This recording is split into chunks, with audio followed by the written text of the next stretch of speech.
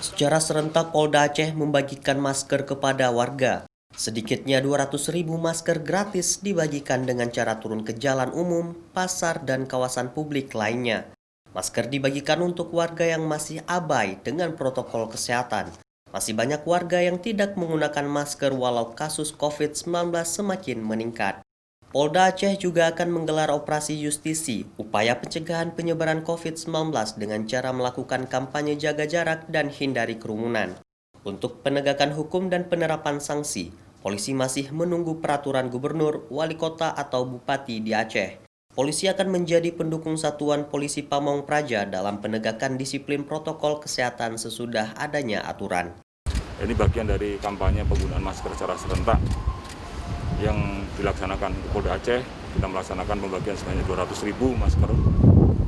Ini dimaksudkan untuk bagaimana kita bisa mencegah penularan virus COVID-19 ini. Karena sampai sekarang obatnya belum ketemu. Masker inilah yang akan menjadi obat kita semua. Kita ada aturan di Banda Aceh, sudah ada peraturan wali kota. Nah, tentunya kita awali semua dengan sosialisasi dan edukasi.